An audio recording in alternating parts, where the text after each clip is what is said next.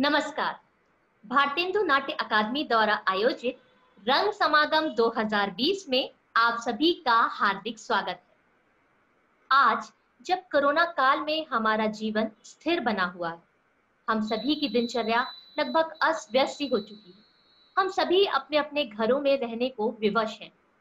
तो ऐसे समय में हमारे माननीय राज्य मंत्री, स्वतंत्र प्रभार संस्कृति विभाग, उत्तर प्रदेश शासन श्री नीलकंठ तिवारी जी की प्रेरणा से प्रमुख सचिव श्री मुकेश कुमार मेश्राम जी, निदेशक एवं विशेष सचिव संस्कृति विभाग उत्तर प्रदेश शासन श्री शिशिर जी के मार्गदर्शन में हमारी अकादमी एक नवीन पहल के साथ आप सभी के समक्ष उपस्थित है, लेकर रंग समागम 2020। इस रंग समागम के माध्यम से वेबिनार के जरिए हम जुड़ते हैं कला जगत की उन तमाम विभूतियों के साथ जिन्होंने कला जगत में अपनी एक विशेष पहचान बनाई है, एक मुकाम हासिल किया है और एक मानक स्थापित किया है। इसी क्रम में हमारे कल के जो मेहमान थे श्री रामचंद्र सिंह जी, उन्हीं से साक्षात्कार का आज दूसरा भाग आप सभी के समक्ष प्रस्तुत है। सर, ऐसा बताया जाता है कि हबीब सर द्वारा ही अभिनेता से आपको निर्देशक की जिम्मेदारी दी गई, तो नया थिएटर में एक ये नया अनुभव था, तो क्या क्या चुनौतियां आई और किस तरह आपका काम का तरीका बदला या किस तरह से आपने काम की शुरुआत करी? 90 जैसे कि मैंने बताया 92 में आया मैं जी। 93 में देख रहे नयन होता है, 94 में मिडसमर नाइट्स ड्रीम, जिसमें उसमें भी मैं वो जो दो होते हैं ना सामन, थीसियस के साथ ड्रेमेटियस किया। ड्रेमेटियस का वो ऐसा है कि अच्छा, कोई भी शो ऐसा नहीं था जिसके कम से कम खराब नाटक भी हुए हैं, जिसका जिक्र मैं करूंगा। खराब नाटक भी 25 शो से के बाद ही बैठता है। अच्छा। हाँ, खराब हो जाए तो, नहीं तो वो 100 से ऊपर शो नहीं हो तो फिर वो शो का कोई, फिर वो रेपर्टरी कहलाने का कोई औचित्य नहीं है, प्रोफेशनल कहलाने का कोई औचित्य नहीं है बकौल हबीब साहब। तो मुद्दा राक्षस का शो उन्होंने कमानी को बुक किया ये नाप तोलने के लिए। वो नया नाटक करते थे तो शो बुक कर, ये नहीं कह रहा हूँ सिर्फ स्पॉन्सर शो। अब देखिए प्रोफेशनल है, उनका पैमाना क्या था आंकने का। शो बुक किया कमानी, और रेगुलर 5 शो मुद्दा राक्षस के। अच्छा। 5 दिन और 5 दिन 5 शो, और उसका किराया अब तो शायद 80,000 हो गया है प्रतिदिन, उसमें 60,000 हुआ करता था। अच्छा। ये बता रहे हैं हम आपको तकरीबन 2000 सन 2000 के आसपास, मतलब 96 97 में तो भारत भवन बुक किया था वहां देखने के लिए। यहाँ तो भीड़ हुई, यहाँ पैसा कमाया नाटक। फिर चूंकि दिल्ली छोड़े हुए थे, कम ही दिन हुआ था, दिल्ली में उनका दिल्ली घर जैसा था, दिल्ली में सारे नाटक दिल्ली में ही किया था, तो कमानी बुक किया ये देखने के लिए कि क्या मुद्दा राक्षस में जान है क्या। अच्छा, ये कारण, एक तरीका ये है डायरेक्टर बनने के पीछे। ये क्या, ये बात बता रहा हूँ कि डायरेक्टर की जो तौफीक होती है ना, हर शो में जी, जितने शो होते थे, हर शो में जाके ऑडियंस में जाके चुपचाप पीछे से बैठ जाते थे। एक शो भी छोड़ते नहीं थे कि यहाँ शो हम नहीं, हरियाणा के गुड़गांव में है तो नहीं जाएंगे हम, और दिल्ली में है तो जाएंगे। जगह की प्राथमिकता उनके लिए, जितना जितना छोटा कस्बा है, जितना एक कस्बे इसका चौराहे का मंच है, उतना ही कमानी का भी है, उतना ही पृथ्वी थिएटर का ही अहमियत है। तो कहीं भी ऑडियंस जाते थे, ऑडियंस के पीछे बैठ जाते थे, ऑडियंस का रिएक्शन जानने के लिए। ऑडियंस अगर कहाँ जम्हाई लेती है, कि किस सीन में बात करती है, कि किस सीन में मजा आता है, ये इसलिए भी होता था कि उसका संबंध कलाकारों के तनख्वाह बढ़ाने से भी था। कि जिस कलाकार को पसंद करती, बिल्कुल प्रोफेशनल तो उस पे कसौटी पे कसते थे। जिस कलाकार को अगर ऑडियंस कह रही है फुसू फुसू, वाह क्या बात है, क्या रही, वो कहते हैं ना, जब ऑडियंस चुपचाप बैठते थे, ये कोई नहीं देखता था कि हबीब साहब बैठे हैं। कोई खाली सीट हो जाके बैठ जाए, खड़े हो जाए, सीट नहीं हो चुपचाप खड़े हो जाए पीछे, और देखते रहे, सिर्फ ऑडियंस को देखने और अपने एक्टर को भी देखने कि हमने जो किया है, क्योंकि मीडिया जो है थिएटर का वो एक्टर का मीडिया है कहने को। अब फिल्म का मीडिया डायरेक्टर का है, लेकिन अब उल्टा हो गया है। फिल्म का मीडिया एक्टर का हो गया, स्टार के नाम पे फिल्में चलती हैं और थिएटर जो है डायरेक्टर के नाम पे चलता है। लेकिन एक्टर का मीडियम जो है, माध्यम जो है एक्टर का है थिएटर। क्योंकि एक्टर, अब आप रिहर्सल करके गए, आप वहाँ के बादशाह हैं, क्या कहते हैं क्या रुकते हैं, डायरेक्टर जो कह रहा है उसको आप कहते हैं कि अपने मन की कहीं सीन ना बढ़ा दें, घटा दें, डायलॉग काट ना दें, दूसरे डायलॉग ना जोड़ दें, या जैसा कहा डायरेक्टर वैसा करें कि नहीं करें, आपके ऊपर है। पूरा थिएटर, पूरा मंच जो है एक्टर का है और डायरेक्टर खत्म है वहाँ। सत्यदेव दुबे करते थे, सत्यदेव दुबे जब नाटक करते थे, मैंने देखा है कलकत्ते में उनका शो। ये तो हुआ कि तजुर्बे बहुत हुए नया थिएटर, जैसे कलकत्ते में है, उनके नाटक देख रहे हैं, फिल्म देख रहे हैं, और कुछ कोई काम नहीं, सिर्फ फिल्म देखना, नाटक देखना या नाटक करना, बस। तो सत्यदेव दुबे साहब ने कहा ये है मेरा नाटक, और नाटक ये दर्शक और एक्टर, मंच पे एक्टर है, हम कहीं नहीं, एक्टर है, दर्शक है, आप लोग जाने। अब जैसे एक्टर हमारे जिस तरह से आपको दिखाएं, आपको जिस तरह दिखना चाहे, मैं बॉम्बे चला, अब गए कि नहीं वो अलग बात है। तो हर शो के बाद ताजा करने के लिए वो सीन में कुछ न कुछ तब्दीली करते रहते थे, मूवमेंट तब्दीली करते थे। एक तो एक्टर को देखा था, और देखा कि जब एक्टर जाता है मंच पे शो करने, परफॉर्मेंस के दौरान, रिहर्सल में जितना नहीं खुलता है उतना मंच पे खुलता है। तो जो खुलने वाली चीज है उसमें हबीब साहब को और चीजें नजर आती थी कि एक्टर के में कि ये भी करें, एक मूवमेंट और देते हैं, एक डायलॉग और जोड़ देते हैं, तो डायलॉग खट से आके लिख दिया, बोले कि ये बोलना जरा सा, तो ये इसलिए भी देखते थे जी। तो जब 5 शो हुए कमानी में, 60,000 का उसका किराया था जी, टिकट से था, किराया निकाल के कम से कम 5 लाख रुपया, एक शो एक्स्ट्रा किया था चरणदास का, उसका एक 80,000 1 लाख वो अलग था। ये समझिए कि मुद्दा राक्षस 4 लाख 4 लाख रुपया ये मुद्दा राक्षस टिकट को काट के कमा के लेके आया। तो फिर उसके जब उनको लगा कि नहीं अब फिर वो कलकत्ते में भेजना शुरू किया, नहीं अब कलकत्ते चलेंगे, वहां शो करेंगे 2001, ये चलता रहा। तो ये जो डायरेक्शन का जो है गाहे बगाए, एक्टर को अगर एक्टर सही से है, अच्छे डायरेक्टर के साथ है, तो गाहे बगाहे न चाहते हुए भी उसके अंदर मन में कॉन्शियस रूप में कुछ चीजें बैठती जाती हैं। हम पेंटिंग देखने जाते हैं, पेंटिंग दिखाने ले जाते थे, चाहे से भी लोग पेंटिंग देखने, पिकासो की पेंटिंग है, चाहे रजा की पेंटिंग है, रजा साहब की पेंटिंग है, समझ में नहीं आता है। हम लोग कहते थे कि सर ये समझ में नहीं आता क्या है, बोले कि कुछ नहीं है, देखो सीन कहाँ से बनता है। हम सीन, तुम थिएटर करने चले हो तो थिएटर तो साहित्य है, पेंटिंग है, थिएटर तो सब है, डांस है। थिएटर हो क्या जिसमें सारा कुछ, थिएटर की यही सबसे बड़ी खासियत है और सबसे पॉपुलर होने का कारण है थिएटर, कि इसमें आपको नृत्य भी मिलेंगे, गाने भी मिलेंगे, आपको कहानी भी मिलेंगी, आपको पेंटिंग भी देखने। अब सीन जो बना रहे, अब सीन में पेंटिंग का, अब एक डायरेक्टर क्या करे, पेंटिंग देखो इसमें कितनी कैसे एडजस्ट है, चीजें कहीं ज्यादा नहीं है, कहीं स्टेज ज्यादा भारी नहीं है, कहीं कम नहीं है, पूरे पैमाना होगा, एक नाप तोल से होता है पेंटिंग। जैसे भी हो, ब्रश फेंक दिया तो भी फेंका हुआ, अगर एक कुछ इधर लगा तो उसका वो बैलेंस वो कर रहा है। तो इसलिए आप लोग कम से कम डायरेक्टर की डायरेक्शन की नजर से इमेजिनेशन मत लगाइए, जाइए आपका इमेजिनेशन जाए भाड़ में। इमेजिनेशन लगाना चाहिए, सोचना चाहिए कि क्या बनाया है, लेकिन नहीं लगाएं तो एक डायरेक्टर की नजर से तो देखोगे, एक एक्टर की नजर से तो देखोगे कि हाँ एक एक्टर अगर खड़ा है, डायगोनल खड़ा है, अगर वो डायगोनल खड़ा है, उधर से डायगोनल खड़ा हो कि फ्रंट खड़ा हो, ये तो आएगा ना अनकॉन्शियस रूप में आपके अंदर चीजें देखने से। आपको उसको मत लिखिए, मत पढ़िए, आप देखिए ऐसे। कोई देखने में, घूमने में, ट्रेवलिंग में ही पूरा साल निकल जाता था, पता ही नहीं चला, इस उम्र तक आ गए, पता ही नहीं चला कैसे उम्र निकल गई, पता ही नहीं चला, कभी एहसास ही नहीं हुआ, इतने हंसते खेलते जिंदगी गई, मालूम ही नहीं हुआ।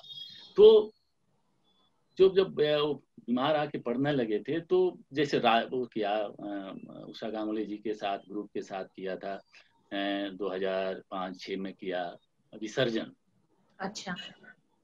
विसर्जन किया तो उषा जी ने मदद किया उसमें, डायरेक्शन में दोनों का डायरेक्शन था, उषा जी की राय वगैरह। उस समय 2006 में भी थे, लेकिन 2006 में उनका एक्सीडेंट थोड़ा सा, सीढ़ी से विज्ञान भवन में दिल्ली में एक लेक्चर के उतरते गिर गए थे, तो फ्रैक्चर हो गया था कमर में, तो पतली सी क्रेक आ गई थी हड्डी में। तो अब से थोड़ा सा वो छड़ी से चलने लगे थोड़ा।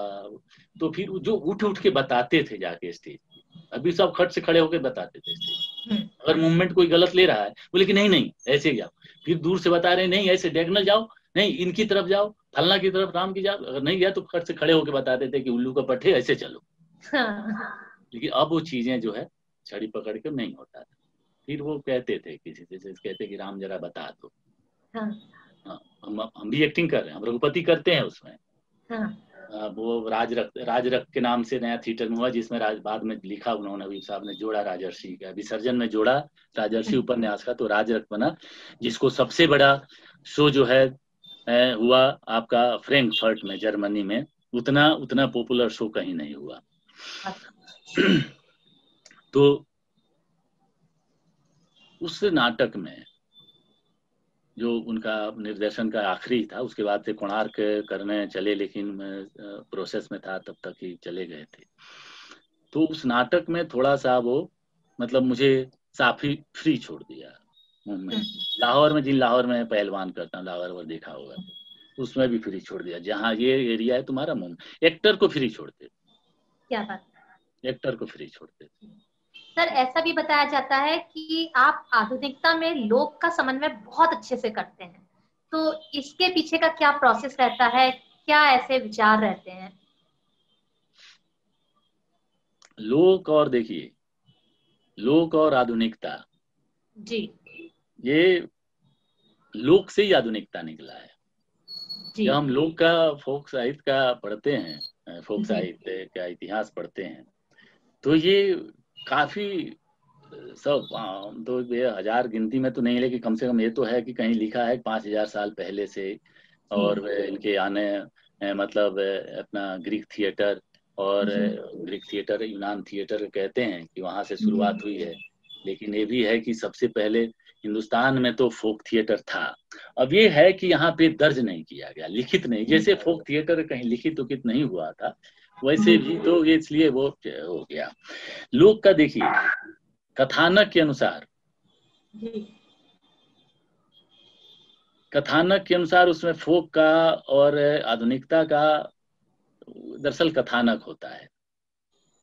अगर कथानक किस परिवेश का है, एक उदाहरण से बताएं हम आपको। जी, ऐसे कहने में तो हो सकता है ना समझ में आए। जैसे विसर्जन में, विसर्जन बहुत लोग विसर्जन का मिसाल इसलिए दे रहे हैं कि बहुत जगह किया गया है, तमाम कंपनियां करती हैं, उसमें है लिखित है कि बलि प्रथा पे है नाटक हो। जी, बलि प्रथा जब होती है, इसमें सीधे नाटक में तो सीधे रविन्द्रनाथ टैगोर साहब ने लिखा है कि बलि दी जाती है, और बलि दे करके बलि दी गई, और उस पे वो खून देखा अपर्णा ने, और इसे जय सिंह से जाके कहा, और जय सिंह, एक लड़की ने, हिस्ट्री ये है, एक बच्ची थी उसने खून देखा, उस भाई ने खून देखा, और जो है लड़की मर गई, और भाई उसका राजा से कहता है कि इतना खून क्यों, मेरी बहन कहाँ गई। लेकिन वो खून जब देखती है, अपर्णा के बकरी के बच्चे को जब मारा जाता है, तो उसका हृदय द्रवित होता है, जय सिंह पे पड़ता है। कहानी ये है। अब देखिए उसमें क्या करना होगा, कैसे करते हैं, देख मतलब सुन लें तो हो सकता है कि और लोग भी करें। अब जब बलि दी जाती है, आप देखिए गाँव में, ये दरअसल रिसर्च का काम, मतलब ये इमेजिनेशन का काम है, कल्पना करने का भी काम है। जब गांव में बलि दी जाती है, तो बकरे को माला वाला पहना के और बड़े गाजे बाजे के साथ और मंगल गीत गाते हुए जाते हैं लोग, डांस नृत्य करते जाते हैं। जी। तो जब हम स्टोरी पढ़ते हैं, हमने कहा कि जब जा रहे हैं ये, तो जरूर हंसी खुशी का होगा, ये सीन स्क्रिप्ट में नहीं है।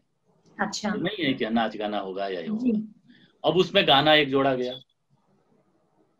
जब बूढ़ी उड़ी धुमन गगन में छाजे, बरगे सूरज की हो, तोरे ज्योत महामाई दुर्गा के नरेगे सूरज की। या दूसरा गाना है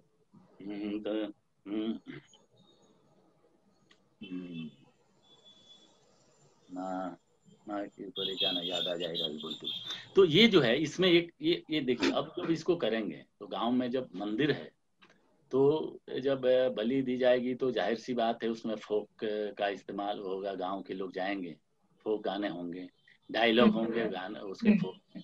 रवीन्द्रनाथ टैगोर साहब ने लिखा है, अक्रूर है, एक दो और है, हारू है, नारू नारू है, तो लिखा है कि वो लोग बोल रहे हैं कि हाँ ये बलि का ऐसे ऐसे ऐसे ऐसे है।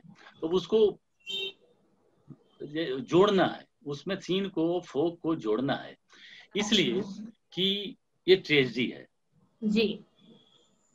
खाली ट्रेजेडी आप 1.5 घंटे का प्ले भी बनाए, 1 घंटे पौने 2 घंटे का है, तो इतने लोगों पे वज्र माथा। एक तो ऑडियंस जब जाएगी तो जाती है कि कम से कम प्रोडक्शन को मनोरंजक बनाने में ठूसी हुई चीजें ना लगे, लेकिन मनोरंजक भी लगे, ये देखना पड़ेगा। ये स्क्रिप्ट पढ़ने पे अपने आप पता चलते जाता है कि क्या करना चाहिए।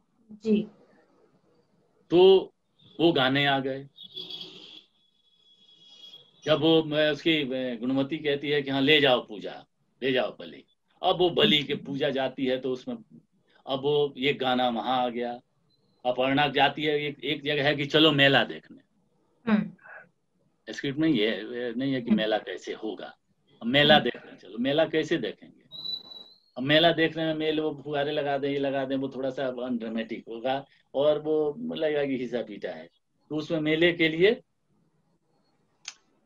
कुछ इम्प्रोवाइजेशन करवाया गया डायलॉग, मेला जा रहे हैं देखने, मेले में क्या क्या होगा, चलो मेला देखने, देवी ऐसी रूठ गई हैं तो ऐसे हो गई हैं, तो राजा ने मना कर दिया। ये एक्टर का काम है और डायरेक्टर का इम्प्रोवाइजेशन करवा के, और फिर उसमें चलो एक गाना उसमें भी रखते हैं, तो एक गाना उसमें लगा दिया, बैठ पहुना पीड़े पीले। पहुना का जब होता है कि स्वागत में होता है, बैठ पहुना पहुना बीड़े पीले, पहुना भगत लागे पागे हो, तोरे हो रे हो माया हो रे हो पहुना। तो ये जो है ना, ये शब्द याद नहीं है लेकिन इसी तरह हल्के धुन पे है। जी, जी। अब एक जय सिंह का सीन खत्म हुआ है और कहता है रघुपति की जाओ तुम किसी तरह राज रक्त ले करके आओ, और ये वहां पे टेंस सीन है, और टेंस सीन में दूसरा सीन है। दूसरा सीन दरअसल हम भी करते हैं कि नाटक में जो जो सीन है उसको कहाँ पे बैठाना है कि नाटक सुचारू चले, वहां से जोड़ते हैं। जैसे कोणार्क किया, भाई साहब कोणार्क कर रहे थे तो अभी रीडिंग चल रही थी, वो कास्टिंग कर रहे थे, और फिर उसमें कहने लगे थे कि राम वो लगता है कि तुम ही डायरेक्ट करोगे क्योंकि मुझे कमजोरी बहुत हो रही है। उन्होंने अरे सर आपकी, उनके रहते तो मैं कुछ बोलता ही नहीं था, आपके रहते कि नहीं मैं सुपरविजन करूंगा, करना इसको। तो खैर उसी दौरान चले गए, तो डायरेक्ट अब चले जाने, हाँ तो वो जाने की कहानी ये है, मतलब डायरेक्टर बनने की कहानी इसी से मिलता जुलता ये है कि एक दो जब 2006 में वहां देखा था कलकत्ते में कि हाँ थोड़ा सा इसमें शायद अभिनय की आ गई है, और फिर आकर के मैं नया थिएटर के नीतिगत मामलों का सारा काम करने लगा था। नीतिगत मामले जैसे अकाउंट, पैसे से पेमेंट, और आर्टिस्ट और आने आर्टिस्ट का जाना आना, शो में जैसे मान ली मिनिस्ट्री से जैसे हम गए, चले गए वो शूट पे एक बार इसने अरुण सिंह जी ने भेजा था हमें उत्तरकाशी, और स्वामी भाई थे उसमें, राघव जी प्रोड्यूसर थे, उन्होंने हमको याद किया था, बड़ा मुझे अच्छा लगा, पहली बार चलो हमारे अग्रज लोगों ने भेजा, तो उत्तरकाशी भेजे थे। तो वहां भी रईफ साहब कहे कि जाओ वहाँ, फोन दिया नया थिएटर से खरीद के, फोन लेते जाओ क्योंकि उनसे बात करनी है अंडर सेक्रेटरी से, और ये बात करनी है शो वगैरह कुछ ग्रांट का, कुछ शो की बातें हैं क्योंकि वो आना था शायद जर्मनी वगैरह। तो ये जिम्मेदारियां धीरे धीरे धीरे धीरे जो वो मिलने लगी थी, और फिर जब बीमार पड़े तो बीमार पड़ गए, जब हम गांव गए थे, उसको मीटिंग होने वाली थी, नया थिएटर की डायरेक्टर चुनना है रामचंद्र को, तो मैं तो बड़ा खुशकिस्मत हूँ इस मामले में कि वो बीमार पड़े, होश आया तो अपना उन्होंने वसीयत लिखा, जो भी वसीयत उनके खानदान में सबके लिए लिखा वसीयत। फिर नया थिएटर को उन्होंने पूछा वकील ने, तो बोले कि नया थिएटर को में, नया थिएटर का वसीयत क्या है, तो सोसाइटी है, उसमें क्या है, और नया थिएटर वो कलाकारों का है। तो बोले कि सर वो कौन चलाएगा, बोले कि रामचंद्र। अच्छा।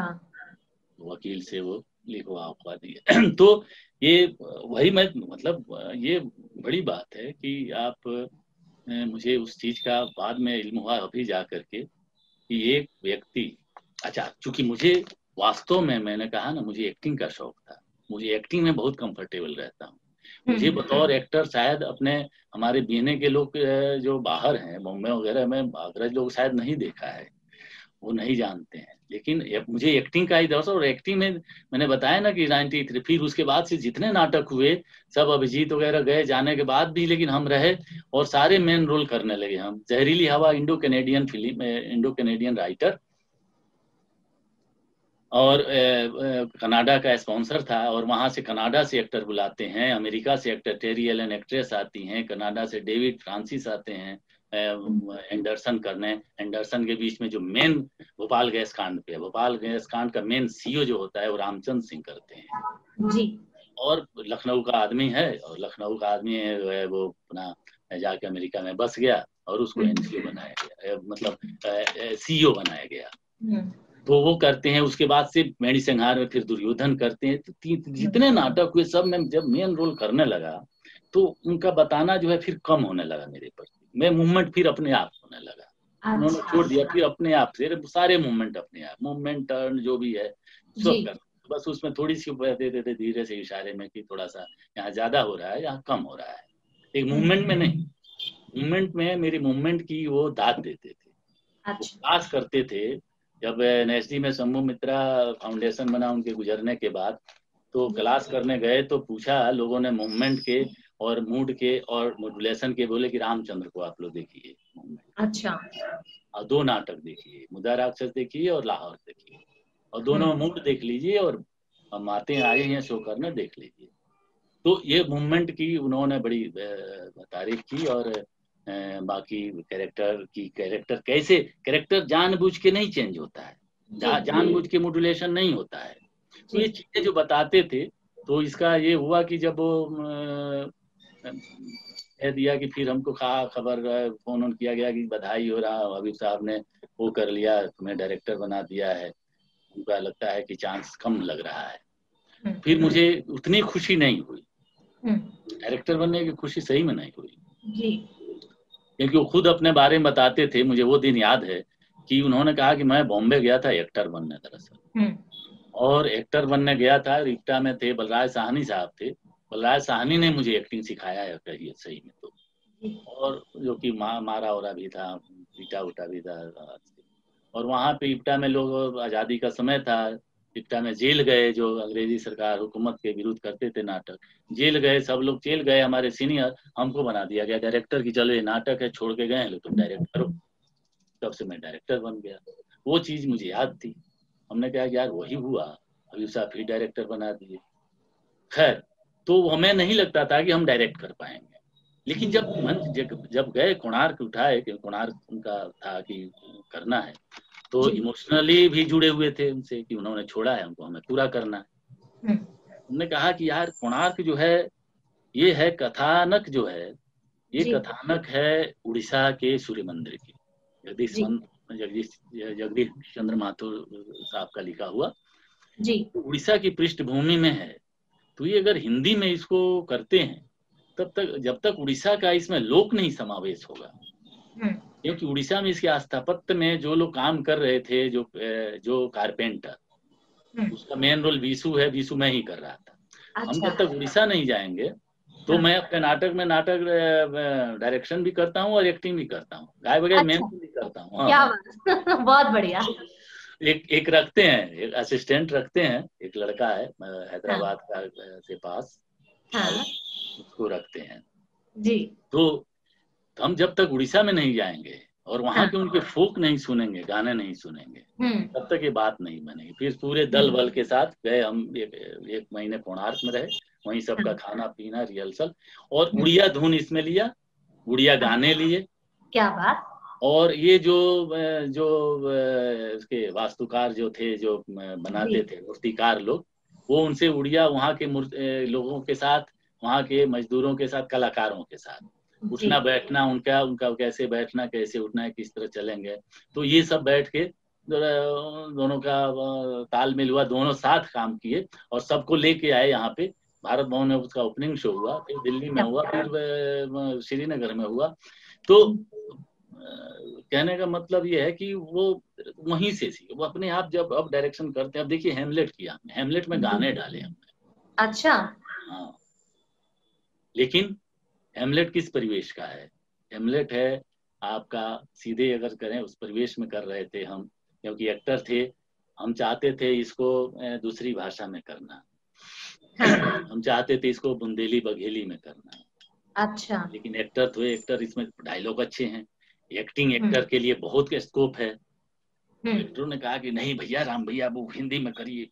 क्या हम लोग को थोड़ा सा, अब हिंदी का रहता है ना शौक, हिंदी में करेंगे तो ये फिल्म मिलेगा, वो फिल्म मिलेगा, ये फिल्म के लिए इस फिल्म पालना प्रोड्यूसर हमें वो देख लेगा तो अच्छा करेगा, फोक में कौन करेगा, हिंदी में किए। लेकिन परिवेश जो था पूरे वो डेनमार्क का जो कहानी है, पूरे परिवेश वही है। गाने अंग्रेजी गाने ही डले, अंग्रेजी गाने बकायदा आता है। अच्छा। इसमें ओफिलिया का गाना नहीं है, शेक्सपियर में नहीं लिखा है। हाँ। ये शेक्सपियर के एक दूसरे नाटक से लिया गाना, दूसरे नाटक का गाना ओफिलिया पे रिकॉर्डिंग किया, गाना यहाँ जोड़ा। और जो आता है जहाँ पे जब भी भूत आता है, उसका हेमलेट के पिताजी का, उसका पिताजी का नाम का था भी हेमलेट था। अच्छा। हेमलेट के बाप का नाम भी हेमलेट था। अच्छा। तो जब भूत जब भी आता है तो ये वैसे डरावना और भूत का आना, उसके पहले हमने अंग्रेजी गाने और बकायदा बॉल डांस वगैरह करवा के, उसमें मेहनत ज्यादा, वो मैंने तैयार किया था 5 महीने। अच्छा। हेमलेट 5 महीने में किया था। हेमलेट में मैं उसमें हेमलेट तो चूंकि उस समय मैं हेमलेट करने के उसमें नहीं था, क्योंकि हेमलेट 18 साल का लड़का है, उसके लिए तैयारी फिजिकली, तलवारबाजी, फेंस जो जाता है, ये हमने देखा था, बीएनए में ही देखा था, दिखाया गया था क्लास प्रोडक्शन में, लॉरेंस ओलिवियर का हेमलेट। अच्छा। और लॉरेंस ओलिवियर का ये आपका ओथेलो। तो बताया भी लोगों ने कि जुगल जी ने बताया कि देखो 50 वर्ष के हैं ये लॉरेंस ओलिवियर, जब हेमलेट किया है। 18 साल का लड़के का, 18 साल के लड़के का रोल 50 साल का आदमी किया। तो हमने वो सब सुन रखा था, हमने कहा कि 18 साल के लड़के का रोल, फिर हेमलेट दूसरे से करवाया, एक लड़का है उससे करवाया, मैंने उसमें फिर भी उसके चचा का रोल किया, क्लाउडियस। हाँ। क्लाउडियस जो भाई है मारता है और जो शादी कर लेता है। हाँ। तो उसमें भी हमने गाने डाले, क्योंकि ये चीजें ऐसी हो गई हैं कि स्क्रिप्ट को कैसे ठीक ठाक करना है। ठीक ठाक से मतलब ये है कि हम जब कहते हैं कि ऑडियंस को, हमको ऑडियंस के सामने जाना है, तो ये भी ऑडियंस कहीं बोर ना हो।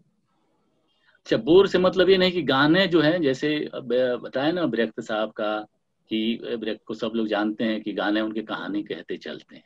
तो गाने वो हो जो कहानी कहते चले, लेकिन थोड़ा सा फर्क है, ब्रेख्त लिरिक्स नहीं डालते थे, ब्रेख्त जो है वो उसको वो नहीं करते थे। हमारा थोड़ा सा ये है कि इसमें गाने के मतलब ट्यूनिंग जो है, ट्यूनिंग नहीं होता था, वो कहानी कहता था, ला ला ला ला ला ला, ये गाना कहते थे, रिदम पे चलता था। जो कि रिदम पे बाद में आपको देखा होगा बहुत फिल्में भी बनी है सिर्फ रिदम बीट देके। रहमान साहब का देखिए ना, रिदम पे ही पूरा गाना कितना बेहतरीन होता है। लेकिन हमारा थोड़ा सा वो म्यूजिक और थोड़ा सा उस पे बहाव पे चलता है, उसको सुगम संगीत नहीं कहेंगे, लेकिन म्यूजिक भी है, म्यूजिक भी आता है। तो उस गाने के म्यूजिक प्ले के मूड के अनुसार ही म्यूजिक रहता है। ऐसा भी नहीं है कि लगे कि अलग से गाना है। आप देखिएगा कोई नाटक हमारा क्या, हमने भी कोणार्क तो शानदार हुआ, कोणार्क भी देखें, हेमलेट देखें, दूसरे नाटक भी किए देखें, दूसरे बाहर किया, सर्जा शिवाजी किया जो शिवाजी के उस पर है। तो उस पे कथानक पढ़ने के अनुसार उसमें जो है उसमें अपनी कल्पना शक्ति की कहाँ किस तरह से इसमें चीजें डाली जा सकती हैं, इम्प्रोवाइजेशन से कैसे चीजें बनती हैं। अच्छा, इम्प्रोवाइजेशन से बहुत सारी समस्याएं जो है हल हो जाती हैं। इम्प्रोवाइजेशन जो है प्रोडक्शन का सबसे बेस्ट तरीका है जी। तो अब उसमें हाँ, तो ये तो आपने यही पूछा था कि उसे दुश्वारी डायरेक्शन करने में, एक्टिंग करने में, तो ये दुश्वारी मुझे नहीं हुई। दुश्वारी होती है, एक नाटक किया था जब मुझे सेने अवार्ड मिला, तो उस समय एक नाटक करना होता है, जरूरी नहीं है, लेकिन हमने किया। चेखव का है स्वान सॉन्ग। अच्छा। 2 पन्ने के स्क्रिप्ट है, 3 पन्ने। एक व्यक्ति है लावास्को, एक व्यक्ति है जो कि अपनी कहानी 2-3 पन्ने में कहता है। 25 मिनट का है वो, 20-25 मिनट। 20-25 मिनट के नाटक को मैंने 1 घंटा 40 मिनट किया है। क्या बात है। और मेन जो है कैरेक्टर, उसका मेन रोल मैंने किया, उसमें मुझे तक कठिनाई हुई। मतलब डायरेक्शन भी करो और वो रोल करना, क्योंकि वो टफ रोल था। एक बूढ़ा जो होता है पूरी जिंदगी जिया और स्टेज पर, और कोई वो चेखव की अपनी हिस्ट्री है, कहानी है शायद। स्वान सॉन्ग जो किसी के मरने पे जो हंस जो है, हंसों का गीत वैसे है इसका, लेकिन उसको हमने नाम बदला। और उसमें उसकी वो ट्रेजेडी है, दरअसल एक कलाकार की ट्रेजेडी है उसमें बहुत परेशानी हुई। उत्सर्ग के नाम से हमने किया, उत्सर्ग। एक कलाकार जो हमने पढ़ते पढ़ते ही लगा कि स्वान सॉन्ग, हंसों गाना, स्वांग सॉन्ग सुनने में तो साउंड जो है सॉन्ग गाना आता है, लेकिन कहानी पढ़ने में ये होता है कलाकार कैसे अपने को समर्पित कर दिया समाज को, देश को, जिसको कोई नहीं मिला। लेवेट छोड़ के चली जाती है। गाँव मतलब ऑडियंस अब पूछती नहीं। ये जमाने में जिसकी तूती बोलती थी, खचा खच ऑडिटोरियम भरा रहता था, वो ऐसे काल में चल रहा है कि उसकी अब मतलब खाने के पैसे, इस तरह की कहानी है उसकी, एक कलाकार के जीवन में। उसमें तकलीफ हुई, उसमें कठिनाई काफी हुई उसको डायरेक्ट करने में और एक्टिंग करने में। तो वो थोड़ा सा, हालांकि मेरी नजर से बतौर एक्टर की नज़र से तो उसमें खामी नहीं है, बतौर डायरेक्टर की नज़र से अब जब देखता हूँ उसको तो उसमें खामी है। उसको सच को स्वीकार करने मुझे कोई वो नहीं होता है, कोई उजर नहीं होता है। उसमें खामी है तो, लेकिन खामी ऐसी खामी है कि जो कि सुधारा जा सकता है। तो अपने जगह पे किसी को खड़ा करके वो सुधर जाए, मतलब एक बार हो गया तो सुधर सकता है। तो इस तरह की दिक्कतें आती हैं एक्टिंग करने में और डायरेक्शन में। तो आपने कहा था कि एक्टिंग और डायरेक्शन का किस तरह से है, तो दरअसल मुझे हुआ ये कि थोड़ा सा ज्यादा हमें परेशानी तो हुई, लेकिन उस तरह की परेशानी नहीं हुई, क्योंकि एक संस्थान है ना। अब देखिए बीएनए का ही संस्थान है, बीएनए एक संस्था है, संस्था राय साहब ने खड़ा कर दिया। कब खड़ा, कितने दिन हो गए, संस्थान चल रहा है। बिल्कुल। तो लेकिन ये है कि संस्थान अब ये है किस तरह से चले वो अलग बात है, लेकिन वैसे नया थिएटर भी है, एक बना दिया, और इसकी ऑडियंस है, नया थिएटर की अपनी ऑडियंस है। जी जी। इसके शो हम मतलब अभी हम लॉकडाउन हमारे बहुत सारे शो कैंसिल हो गए, बैठे नहीं रहते हैं हम। पिछले साल एक साल में कम से कम 30, कम से कम करते हैं तो 25 से 30 एक साल में, क्योंकि उसी से हमारा एक्टरों का चलता है खर्चा पानी जो है। खर्चा पानी से मुराद ये है, खर्चा पानी वो खाना पीना नहीं है, खर्चा पानी है कि जैसे रहने के लिए घर और पानी, बिजली, ट्रांसपोर्ट, ट्रेवल, पैसे तो कम ही मिलते हैं, लेकिन ये सब नया थिएटर देता है, तो उसी शो से चलता है। कभी कभी ग्रांट नहीं भी आती है, बहुत दिनों के बाद नहीं आती है, तो भी कोई फर्क नहीं पड़ता, शो की रही है, शो से पैसे जो आते हैं रखे रहते हैं, उससे चलता है। सर, ये जो इस समय पे आज की पीढ़ी है जो बतौर एक्टर काम करना चाहती है, काम कर रही है, जो नए कलाकार जुड़ रहे हैं रंगमंच से, तो उनके लिए आपका क्या कहना है? उनको किस तरह की एक तैयारी करनी चाहिए? उनके लिए क्या राय है? कलाकार जो भी मजबूरी हो, जी मजबूरी तो है, थिएटर में पैसे नहीं, जी लेकिन थिएटर में पैसे है भी, ऐसा भी नहीं है। जी थिएटर की तुलना जब हम फिल्म से करने लगेंगे, थिएटर अलग है, फिल्म अलग है। बिल्कुल। और फिल्मी कलाकारों का थिएटर का, हमारा थिएटर का, हिंदी थिएटर का, जी बाकी थिएटर की नहीं बात, हिंदी थिएटर का दुर्भाग्य ये है कि जी जो हिंदी थिएटर से फिल्मों में गए, उन्होंने थिएटर को अलविदा कह दिया। बिल्कुल। या थिएटर किया कब? जब आपके रिटायरमेंट का समय आया तब। अब जैसे मैंने बताया अयूब खान का, वो एक्सपीरियंस बता रहा हूँ, ये मैंने किसी की शिकायत नहीं किया, किसी की नहीं कर रहा हूँ, लेकिन होना यही चाहिए, जैसे मैं अनुभव से बता रहा हूँ। अयूब खान ने कहा कि हम वही राम भाई, अभी भी हम थिएटर करते हैं इंग्लैंड में, और जिस तरह थिएटर की भीड़ आती है उसी तरह फिल्में आती है, और थिएटर में जब भीड़ आएगी, जब पैसे बिकेंगे, जैसे हमने कहा कि थिएटर शो बिकते हैं, तो आप देखिए ना, इंग्लैंड में जितने भी थिएटर हॉल हैं, खचाखच भर, महीनों बुक रहते हैं, एक ही नाटक चलता रहता है। बोले मैं थिएटर भी करता हूँ, मैं सीरियल भी करता हूँ, ये नहीं है कि मैंने फिल्म किया तो थिएटर छोड़ दिया। थिएटर में, मेरी नजर में थिएटर जितनी अहमियत है, उतनी अहमियत फिल्म की है। जी सर, लेकिन यहाँ उल्टा होता है। यहाँ अगर एक बार रंगमंच से छूट गए और फिल्मी करियर शुरू हो गया तो रंगमंच बिल्कुल छूट ही जाता है। मराठी थिएटर देखिए जी, बांग्ला थिएटर देखिए, गुजराती थिएटर कितना रिच है। गुजराती थिएटर, परेश रावल साहब गुजराती थिएटर से गुजरात थिएटर भी करते रहे, फिल्म भी करते रहे। मतलब हिंदी एक्टर क्या है कि हिंदी एक्टर जो भी हो, हमारे हिंदी रंगमंच में जो गए हैं, बुरा नहीं है जाना, हम ये नहीं कहते कि नहीं जाना चाहिए, क्योंकि इसी के लिए करते हैं कि चलो हमारा थिएटर इसीलिए आदमी करता है कि महत्वाकांक्षा रहती है शोहरत का, दौलत का। तो हमने उसको एक, आपको आएंगे, मैं एक दो स्पीच जरूर सुनाऊंगा कि उस पे, जिसपे हम जोड़ते भी हैं कुछ अपने तरीके से, लगेगा नहीं कि आपको जोड़ा हुआ स्पीच है। बिल्कुल। तो ये हाल होगा हिंदी थिएटर। तो हमारे जो नए लोग आ रहे हैं, उनमें ये धारणा बन गई है, थिएटर करें, चलें फिल्म मिल जाएगा, फिल्म के स्टार हीरो बन जाएंगे। तो इससे थिएटर का क्या है, थिएटर का इससे भला नहीं होने वाला है। हिंदी थिएटर जो कहते हैं ना, जा रहा है, नीचे जा रहा है, हालांकि नीचे नहीं जा रहा है। करने की बात है, जीवटता की बात है, हिम्मत की बात है। आप करें, आप जाइए ना छोटे जगहों पे, क्या ऑडियंस आती है।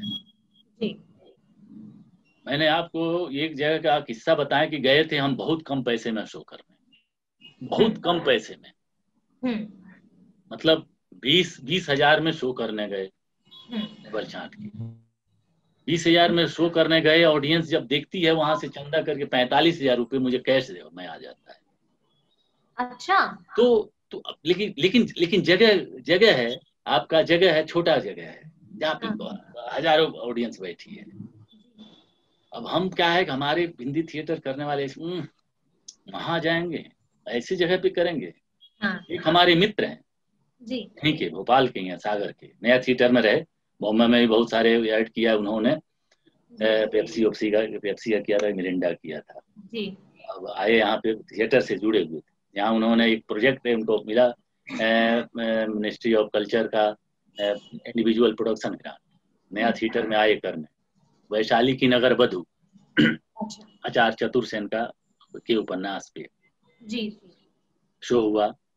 हमने कहा कि देखो, इसको पटना में करें या मुझे वैशाली में करें, वैशाली की कथा है ये। और वैशाली गणतंत्र जो है, इन दुनिया को अगर किसी ने दिखाया है तो हिंदुस्तान ने आईना दिखाया हर चीज में। हिंदुस्तान के कल्चर ने, हिंदुस्तान के विद्वता ने, चाहे आर्यभट्ट ने वो शून्य पे किया हो, गणित में किया हो, सत्ता में गणतंत्र का पहला फार्मूला दिया वैशाली ने दुनिया को। ये गणतंत्र राजतंत्र था, अधिनायक तंत्र था, गणतंत्र से शासन होता है।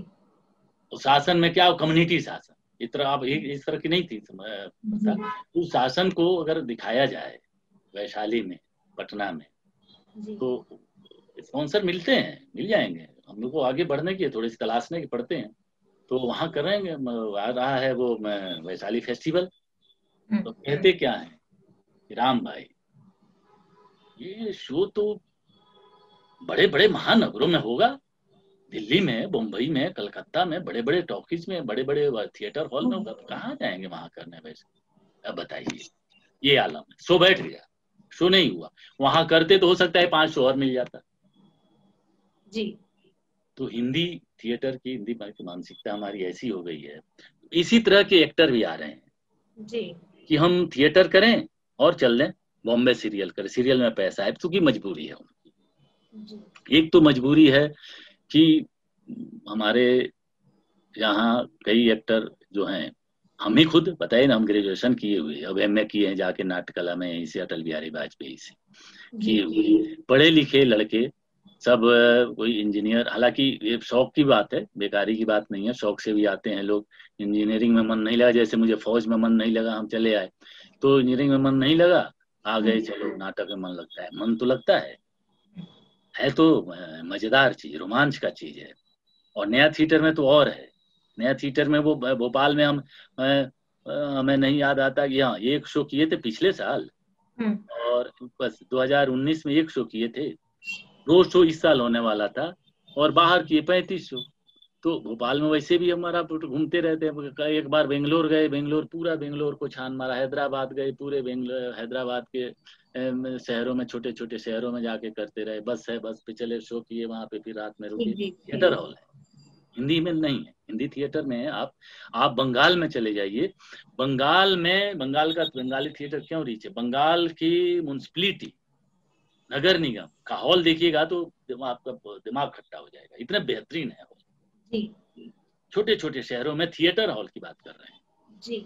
अपने यहाँ एक तो थिएटर हॉल की कमी है। हम मुजफ्फरपुर में, दरअसल कर्म भूमि मुजफ्फरपुर में जाके नाटक करते हैं, इसलिए करते हैं कि कम से कम भोपाल में तो थिएटर बहुत रीच हो गया है। छोटे जगह जहाँ से हम बिलोंग करते हैं, मुजफ्फरपुर से, हमारे घर से दूर है मुजफ्फरपुर, मुजफ्फरपुर मेरा ससुराल है जी। तो वहाँ थोड़ा शहर है, थोड़ी सुविधा है माइक की, साउंड की, लाइट की, और मंच, एक थिएटर, वहाँ मंच नहीं, थिएटर हॉल नहीं है। जब थिएटर हॉल नहीं है तो वहाँ के थिएटर करने वाले लोग जो हैं, सब थिएटर करना तो चाहते हैं, थिएटर कर रहे हैं, बहुत सारे ग्रुप्स हैं, लेकिन भाग जाते हैं, बॉम्बे चले गए, किसी ग्रुप में काम कर रहे, कोई एक्ट1 में कर रहा है, कोई अपने अरविंद जी के ग्रुप में काम कर रहा है, यहाँ आके कोई बंसी जी के ग्रुप में काम कर रहा है, कोई नया थिएटर में आ गया, कोई अलग साहब के थिएटर में चला गया जी, कर रहे हैं, वहीं से आके कर रहे हैं, कोई बालेंद्र सिंह के, मतलब इस तरह से लोग हैं जो थिएटर कर रहे हैं, कोई बॉम्बे चला जा रहा है। तो थिएटर, अब एक तो पहले थिएटर हॉल नहीं है अपने यहाँ, जबकि हर शहर में, जिले के छोड़ दीजिए, नगर निगम जो है, हर नगर निगम का में जो है उसमें होना चाहिए, जो बनवाता है, बनवाए हैं लोग आपके गुजरात में, बंगाल में, केरल में भी हमने देखा है। तो अपने यहाँ हिंदी थिएटर की यही है कि लड़कों के लिए लगन जब तक नहीं होगा तब तक अरे वाह वाला नहीं होगा। बिल्कुल चल तो जाएगा, आप सीरियल कर लेंगे, आप सीरियल कर लें, बहुत सारे हमारे मित्र लोग हैं बॉम्बे में भी हैं, बहुत काम कर रहे हैं वहाँ, उनको मैं प्रणाम करता हूँ कि कम से कम वहाँ एस्टेब्लिश तो हैं, फिल्म से, सीरियल से करके वहाँ जिंदगी कर रहे हैं, थिएटर को छोड़ा न छोड़ा, करते हो न करते हो, लेकिन उनकी हिम्मत की दाद देनी पड़ेगी, जबकि हमारी हिम्मत नहीं हुई जाने की, हिम्मत तो देनी पड़ेगी। लेकिन ये है कि अगर मान लीजिए कि अरे वाह वाला काम जो निकल के आए, वाह किया है, क्या किया काम, फिल्म भी किया तो फिल्म किया कि हाँ नहीं किया, तो कोई दिखने वाला काम। इससे मेरे भले मित्र लोग बुरा ना मानेंगे, लेकिन मुझे मेरे बहुत सारे मित्र हैं, नाम ना बताएंगे क्योंकि हो सकता है कि दुख लग जाए, कहते हैं कि एक हमारे क्लोज के ही हैं, तो यार अच्छा हुआ यार थिएटर ही तुम करते रहे, हम थिएटर से एक पहचान, तो हमने पहचान तो देखो क्या है कि आप लोगों का वहाँ का ऑफ लाइफ वो अपने हाथ में जी। हम अगर मान लीजिए देख लिया, हमने देख लिया कि भाई फिल्मी एक्टर के रहन सहन है, उनके पास गाड़ियां ये हैं, सब एक्सक्लूसिव गाड़ियां हैं, सब एक्सयूवी हैं गाड़ियां, तो हम थिएटर करें, हमारे पास नहीं है, फिल्म करते तो होता, ये सब नहीं होता है, वो सब नहीं, आपके रहन सहन का तरीका जो अपने बनाते हैं वही चलता है। तो आपको अच्छा, इतने में खुश रहते हैं, खुशी का कोई पैमाना नहीं जी। तो उसी तरह से थिएटर को यहाँ पे दुख मान लेना कि थिएटर में दुख है, दुख है, दुख होगा, लेकिन दुख को दुख ना मानिए, उसको एंजॉय करते हुए करिए। नए लोगों से तो मेरा यही कहना है कि भाई देखो, जो भी नए आते हैं, हम जानते हैं, हमारे यहाँ भी आते हैं। अब देखिए कि थिएटर एक सेमिनार में, एक वेबिनार में मैंने कहा, थिएटर कल, आज और कल। कल का थिएटर, आज का थिएटर, फिर आने वाला कल का थिएटर क्या होगा। आने वाला कल का थिएटर अभी से कोरोना ने बता दिया कि क्या होगा। इसको बड़े बड़े लोगों ने भी कहा कि अब हमें जाना होगा, ऑनलाइन जाना होगा, वेबिनार जाना होगा, क्योंकि ये थिएटर नहीं होगा, फिर ये दूसरा पता नहीं क्या, देखिए क्या बनता है, कौन सा रूप निकले। नाटक करने हम जाते हैं, चलते हैं, तो एक फिल्म करने गए, फिल्म आप लोग देखिए, उसी फिल्म से हमको फिल्में भी मिल रही हैं, बड़ी अच्छी है वो। मैं उसका इसका पढ़ा हुआ, सिंगापुर का है लड़का पढ़ा हुआ, उसने किया था, एक वेब सीरीज नहीं है, शॉर्ट मूवी है, द मैनलीएस्ट मैन। अच्छा। तो जब हम लोग कर रहे थे फिल्म, तो हमने कहानी प्लॉट पूछा उससे, कैसे कैसे, बोले कि राम भाई करते हैं, देखिए तो क्या बनता है। हमने कहा यार हम लोग तो नाटक में करते कहते हैं कि करते हैं, ये स्क्रिप्ट आ गई है, करते हैं, देखते हैं कहाँ की ऊँट किस करवट बदलता है, तो ऐसे करते हैं।